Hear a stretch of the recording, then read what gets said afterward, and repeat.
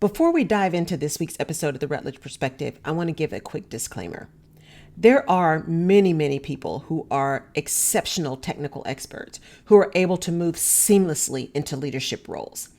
Not only do they understand the technical background, but they have an intellectual agility and a compassion for leading people and building teams that enables them to take that technical expertise and really begin to build something even bigger and better than what they were doing when they were doing it themselves.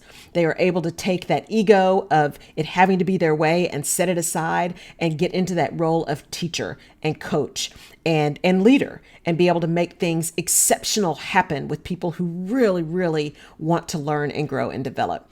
And I know this because I've hired these people and because I know a number of these people, some of them quite well. So this episode is not about those folks. It's not about the folks who get it. It is about the challenge that senior executives have, as well as the technical experts themselves, in moving from that technical expertise into a leadership role. Let's dive in. This week on The Rutledge Perspective, we're talking leadership. And leadership from the perspective of the tendency to take technical experts and put them in leadership positions because they were great technical experts. And while that can work, technical expertise is not a guarantee of great leadership. And organizations often make that mistake. And so I want to talk a little bit to the leaders who are hiring these leaders, and then to the leaders who have moved from that technical expert into leading other teams, and really talk about some things you can do to prepare yourself for 2022 as we end this year, as you get ready to make 2022 the best ever after 2 years of COVID, to really turn it around and make 2022 a fantastic year. So let's dive in. There is a very real tendency, especially in manufacturing, in big, heavy, complex organizations where there is product that's made, or there are processes that are very specific or very complicated, to take people who have grown up in the organization and who are exceptional technical experts. They know it in and out. You can rely on them. They know how to operate safely. They know how to make sure everything is 100. To take these technical experts and automatically begin to move them up to be leaders in the organization. And fundamentally, that's not necessarily a bad idea, right? But this is about the law of unintended consequences, which tends to happen all the time. There's a couple of things wrong with that process, or challenging. I shouldn't say wrong, because it does work sometimes. That's challenging with that standard process of growing up through the organization. And as you become more and more technical, then all of a sudden you become a manager. The first challenge is the assumption that the only way for your career to grow and expand and for you to be valuable is for you to ultimately start managing people. Not everyone has a desire to manage people. And so to put this culture around development or leadership or success that says success is only with increased title, increasing the size of your teams, increasing budget because of the size of your teams, that's the only way to measure success. Not only is it a fallacy, but it really takes an entire population of people out of the running for great careers, because not everyone wants to lead people. That's just not something that's in their DNA. They have no desire to deal with the HR crap. It's just not what they want to do. And so organizations, especially as we continue to fight around this war for talent, not war on talent, war for talent, it's a great opportunity to reassess and understand, as you get ready to promote people, are we having the conversations around whether or not someone even wants to be a leader of people? And if not punishing them by somehow limiting or somehow stagnating their career. So that's number one. Number two is there may be people who are technical experts and who have great aspirations to lead and to lead people, but not all of them can make the transition from that technical expert to leader, Because as a leader, you have to let go. Your technical expertise simply becomes a tool in your toolbox. It becomes a foundation upon which you can continue to move. But you are no longer the person that needs to be doing the day-to-day detailed work.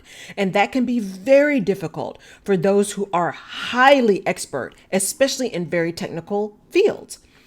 Again, it's not passing judgment on the person. It's not saying they're a bad person or a bad character. It's just that leadership capability is not necessarily the same. Well, it isn't the same, but it's not necessarily something that someone has just because they're a technical expert. In fact, many cases, it's the exact opposite. It's the exact opposite. So those are the two big things around this whole push to have people lead.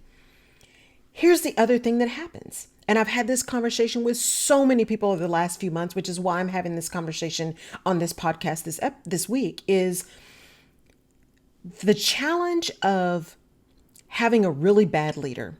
You know, there's that adage that people don't leave companies, they leave bad managers, they leave bad leaders. The impact that a bad leader can have on an organization will be felt for cycles to come. Because depending on how long you have had that leader in place and the actions and behaviors that you have tolerated, and in some cases, shall I say, supported, that begins to build a subculture in your organization that may be completely contrary to what you're telling people. But people will listen to what you say and they will believe what you do. So having a bad leader, someone who speaks poorly to people, someone who does not give anyone else a chance to have an opinion or a perspective, someone who always blames the rest of the team, someone who says the only way to do things is their way, and etc. You can name them all. We've all had experiences with really poor leaders. That kind of leader, if kept for a certain period of time, and it depends on the organization, that leader kept in place and supported and promoted and given more money and given more accolades, begins to create a culture that says the only way to be successful, quote unquote, is to behave like that person. People will listen to what you say. They will believe what you do. And so you, as an organization leader who's hiring leaders, you are accountable for the leaders you put in place. You are accountable for ensuring that the vision you say you have, that the culture you say you want to create, that the values you keep putting in front of your people are actually lived by everyone you have in a leadership position. Everyone you have in a leadership position.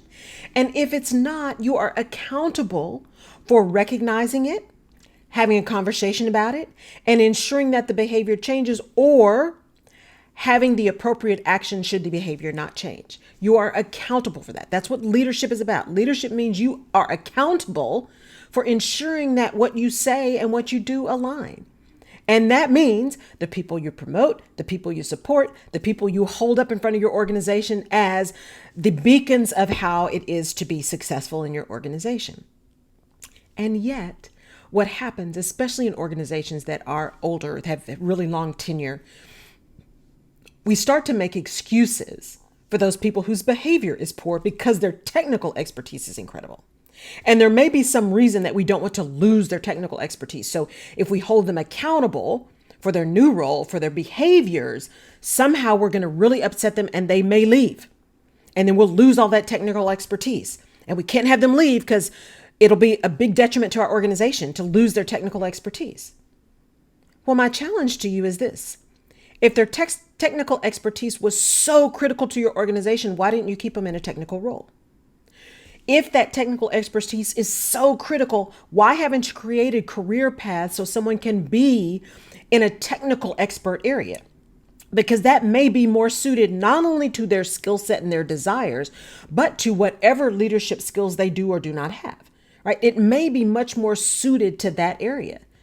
So if it's so critical, why have you not step back and say, okay, our key is to keep this skill set. How do we do that? And more importantly, if we are sitting in a place where this person can, quote unquote, hold us hostage, right? We have to tolerate their behavior, or we've convinced ourselves we have to. We have to tolerate their behavior. We have to tolerate the way they talk to people. We have to tolerate the kind of attrition that happens because their leadership is so bad, or the lawsuits, worst case scenario, if we've gotten to the place where we feel that way, why have we not done something else about it? Because we have a choice. We all have choices. And by choosing not to address it, to not be accountable and not hold that person accountable for their behavior, what we're saying is that the technical expertise is more important to us than any other thing in the organization, and we will keep it at any cost. Knowing that at any cost means you are going to have an entire organization of that kind of person because you're teaching them how to behave in your organization. And you are potentially losing out. Let me rephrase that. You are losing out on some incredible talent who just will not tolerate being treated that way. They just won't. And you'll never know what great innovation, what great progress you could have made by that talent who's decided to leave because you did not have the courage as executive leaders to address and hold accountable the leaders you have put in place. That is a travesty. That is a travesty. But now let's talk about some things that you can do instead. So one, as I mentioned earlier, you can change your promotion process. You can think a little bit deeper, a little bit longer about who and why you promote into leadership positions and not have it just be because it's that person's turn, but really think through that process. More importantly, you can actually create opportunities for leadership development for technical experts. For anyone, in matter of fact, who really goes through your organization and grows up in your organization, what are you doing to help them become better leaders, right? Are there courses that you're letting people take? Are there coaches that you can bring in? And I don't advocate for a lot of coaches, which sounds really weird because I do some coaching. But I don't advocate for just getting somebody a coach because companies have done such a bad job that in and of itself, it sounds like punishment going forward. And sometimes they use it as punishment. But is there a way that you can do some kind of maybe group sessions, maybe some 360s? It's taking all of those tools that are available, assessments, 360s, coaching, and actually using them for the betterment of someone as opposed to weapons that the organization uses to marginalize people, but using them for what they're actually used for, which is helping people move forward. You can do those kind of things to help somebody be ready. And then the third thing is really recognize what some of the challenges will be, right? Or what some of the challenges could be. So there's the challenge that someone just may not want to be a leader. Then there's the challenge that they may not know how to be a leader. But there's also the challenge of fear, right? And control. So if I'm a technical expert, I know that. I know that job in and out. I know exactly what to do, when to do it, how to do it, what's going to happen. I know all of that. I've got it on lock. I don't have to worry about it. But all of a sudden, I may now be having to tell my best friends what to do, or my best work friends anyway, what to do. I may have to think about strategy. I may have to think about financials. I may have to think about bigger customer issues than I ever had to think about before. And so there's a fear of no longer being seen as exceptional, no longer being seen as worthy or top talent. There's a fear factor. There's also a control factor.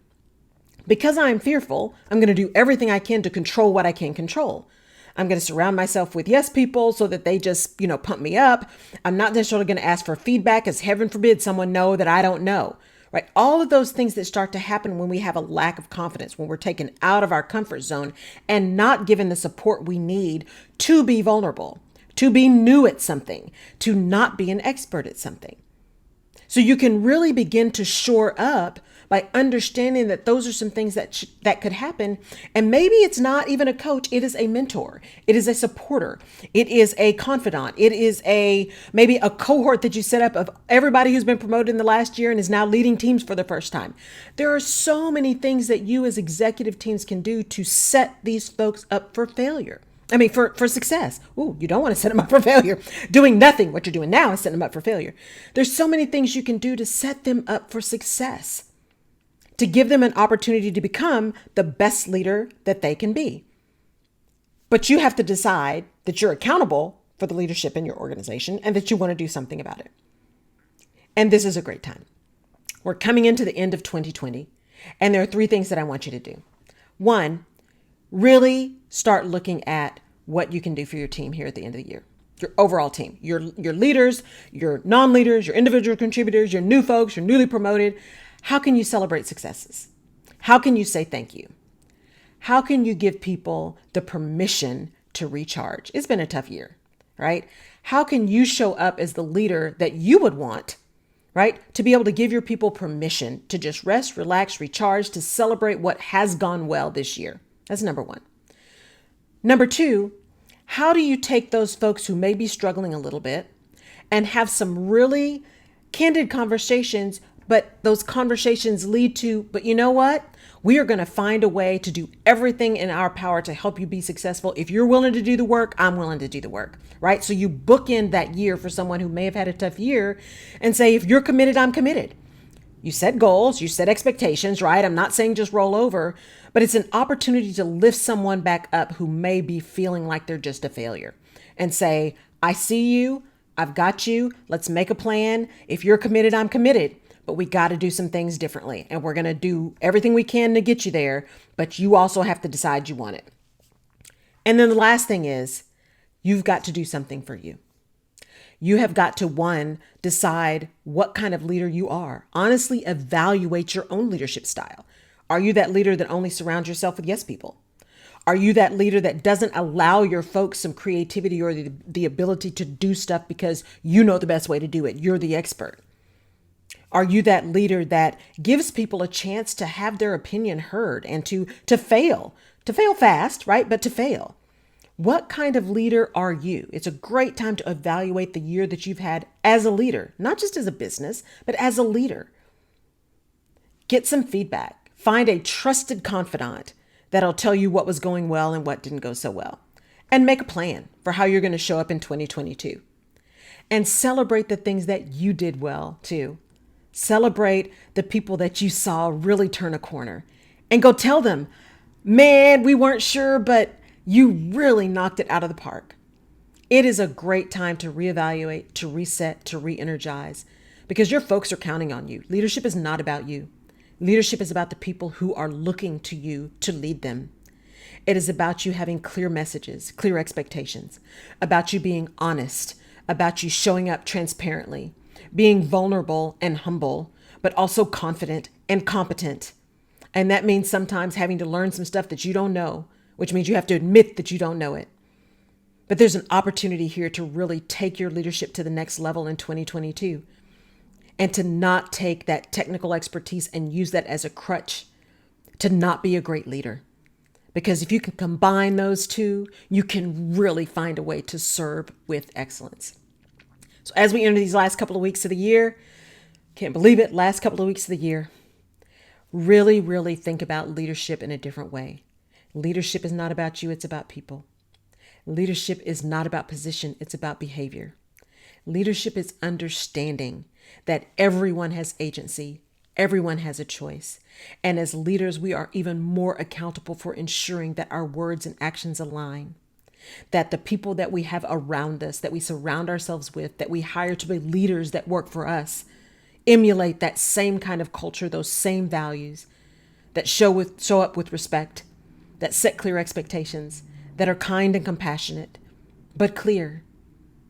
It is a great time to get all of that settled, all of that straight in your mind, to get a good plan, and to let people know that it's okay to rest, it's okay to rejuvenate, that you got their back. You are going to hold them accountable. You may be tough, but you're going to be fair. And I know that you can do it. And you can continue, for those of you who are exceptional leaders already, you can continue to show up that way. And for those of you who are working on it, I got you. I know you can do it if you decide you want to. If you decide you want to. Have a fantastic rest of your week. Thank you for tuning in to the Rutledge Perspective. I wish you extreme leadership success. I wish you clarity and awareness and understanding of your own assets, of your own gaps, and the courage to address those.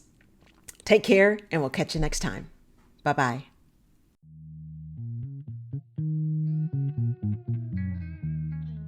You've been watching the Rutledge Perspective. Thank you for tuning in.